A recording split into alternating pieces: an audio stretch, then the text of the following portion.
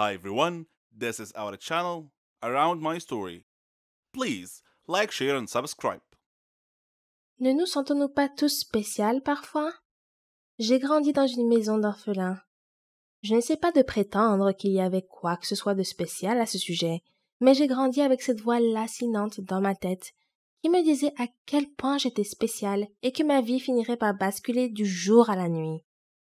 Il s'est avéré que je n'étais pas en train de délirer ou quoi que ce soit. Ce qui m'est arrivé est le rêve de tout enfant placé en famille d'accueil. Si seulement je savais ce que l'avenir me réservait. Ma mère, mon père et ma sœur jumelle se sont suicidés en 1992. J'ai été sauvée par ma famille élargie pour être abandonnée plus tard. J'ai été reniée non pas parce que deux des familles les plus riches de la ville ne pouvaient pas m'élever, mais parce que j'étais une malédiction pour leur réputation. Mon père et ma mère n'étaient pas mariés, et cela leur a apporté tant de honte qu'ils se sont suicidés. Quelques mois plus tard, un beau jour, je me suis réveillée dans un foyer pour enfants. Je suis maintenant orpheline. Je n'ai absolument aucun souvenir de mes parents, ni même de ma sœur jumelle. Mais je me souviens très bien de ma famille éloignée. Ils m'ont abandonnée quand j'avais 6 ans. Mon oncle est un homme d'affaires extrêmement riche. Il n'a jamais été vraiment méchant avec moi. En fait, il m'a placée dans ce qu'on peut appeler une maison de luxe. Bien qu'il ait promis de me rendre visite tous les week-ends, il ne l'a jamais fait. J'étais placée dans une chambre de taille moyenne avec 4 autres filles. Rosaline, Claire, Bella et moi, Rachel. Elles étaient toutes habillées de chemises de nuit propres, mais elles étaient toutes de la même couleur, vert pâle. Madame Milton, notre tutrice, m'a donné une robe similaire enfilée. J'avais l'impression d'être admise dans l'armée des enfants. Nos cheveux étaient toujours attachés en un chignon serré. Nous nous ressemblions toutes. Madame Milton n'était pas la personne la plus gentille que l'on puisse rencontrer, mais elle n'était pas méchante non plus. La maison était divisée en 2 sections. Une pour les garçons et une pour les filles. Le seul moment où nous rencontrions les garçons était dans le bâtiment extérieur, qui était une sorte d'école. Nous suivions quelques cours chaque jour, et pour être honnête, nous avions de bons professeurs. Je m'assieds toujours à côté d'un garçon qui s'appelait Nate. Je le trouvais super intelligent, et il m'aidait toujours à faire mes devoirs de maths, car les chiffres n'ont jamais vraiment été mon domaine de prédilection. Nous avons fini par devenir de bons amis. Chaque fois que je retournais dans la chambre, toutes les filles étaient trop occupées avec leurs jouets. Et elles étaient toutes déjà de bonnes amies. J'avais l'impression d'être une étrangère. Cependant, quelques mois plus tard, je suis devenue l'alpha du groupe. Ne vous méprenez pas, ce n'est pas une histoire à la Oliver Twist. On se faisait tout le temps des farces. Et on riait bien.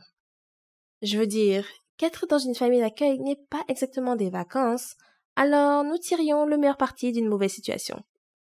Quand les filles s'endormaient le soir, je faisais semblant de dormir jusqu'à ce que Madame Milton se soit endormie elle aussi. Ensuite, je regardais par la minuscule fenêtre et je commençais à compter les étoiles une par une.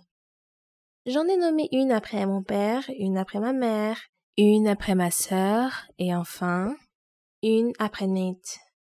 Je restais debout toute la nuit, rêvant jusqu'à ce que je m'endorme. Madame Milton nous réveillait vers 6 heures du matin pour prendre le petit déjeuner et aller en classe. Cela a duré comme ça pendant des années et des années. Les jours se ressemblaient tous, sauf le week-end, qui n'était pas vraiment un week-end. Cela signifiait seulement que nous avions le droit de manger du dessert. J'ai toujours été une petite fille extrêmement curieuse. Et si Nate et moi sommes devenus si proches, c'est parce qu'il était curieux lui aussi. Nous n'avions aucune idée du monde extérieur. Nous avions tant de questions sans réponse, et parfois, nous inventions des réponses pour apprivoiser nos cerveaux. Les filles avaient des parents qui leur rendaient visite pendant le week-end, mais moi, je restais dans ma chambre. Parfois, je pleurais, et parfois je fermais les yeux en essayant d'imaginer à quoi ressemblait ma mère. Un jour, pendant le cours de sciences, Nate m'a demandé qui me rendait visite le week-end. Je n'ai jamais répondu. J'ai fait semblant de ne pas l'entendre. Mais dans un moment d'extrême confusion et de tristesse, j'ai écrit quelque chose sur un morceau de papier et je lui ai passé. Il disait « Sortons d'ici ». Nous avions 12 ans à l'époque. Je ne me souciais pas du tout des conséquences. Tout ce qui m'importait, c'était de sortir d'ici et de découvrir ce qui se passait dans le monde extérieur. Je voulais retourner chez mon oncle, même s'il ne voulait pas de moi.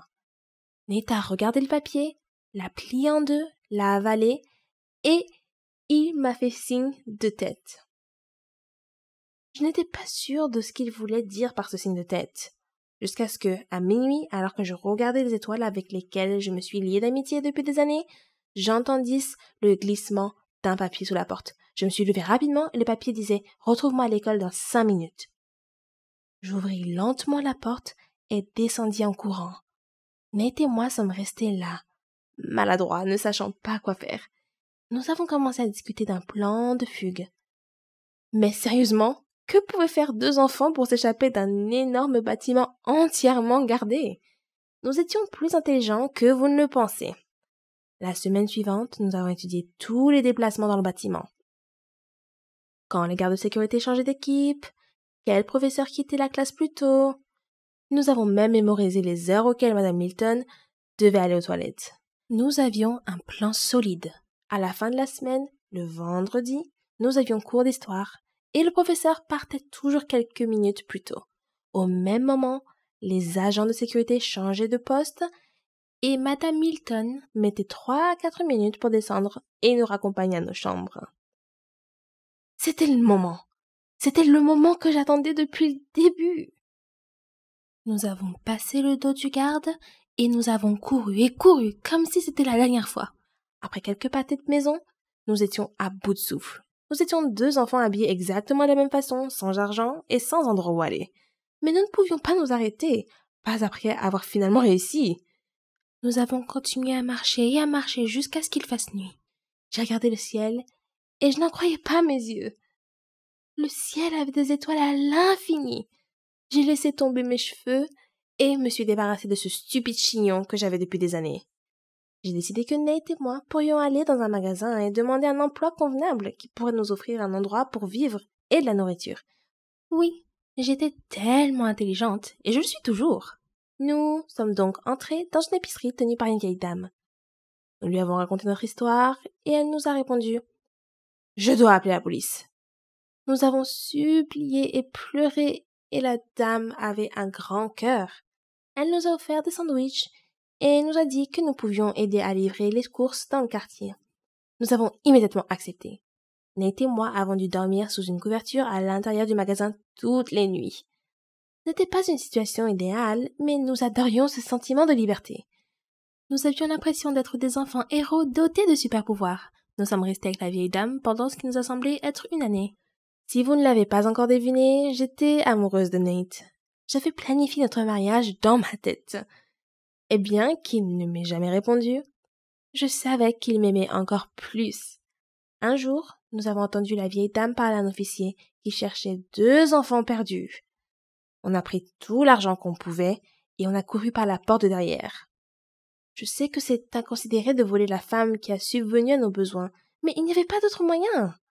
Nous avons rapidement arrêté un taxi et demandé au chauffeur de conduire le plus loin possible. Il nous a jeté un regard bizarre, mais lorsque nous lui avons montré l'argent, il a commencé à conduire. À ce moment-là, Nate m'a pris la main pour la toute première fois et m'a dit « Ça va aller ». J'ai senti mon cœur fondre sur le sol. Mais le bruit de la circulation m'a ramené à la raison. Le chauffeur de taxi conduisait bizarrement, mais aucun de nous n'était vraiment familier avec la conduite. Donc nous n'avons jamais vraiment fait attention. J'ai regardé Nate et j'ai dit « Nous devons trouver mon oncle. Il est riche, il peut nous aider. Tu peux te cacher dans ma chambre ou il peut même nous adopter. Je ne sais pas. » Ma voix était tremblante. Nate a répondu « Hé, calme-toi. Je te promets que tout va bien se passer. Rachel, nous sommes ensemble, c'est tout ce qui compte. Et je vais t'aider à trouver ton oncle. » Je n'ai pas entendu le reste de ses paroles. Je me suis réveillée dans un lit d'hôpital.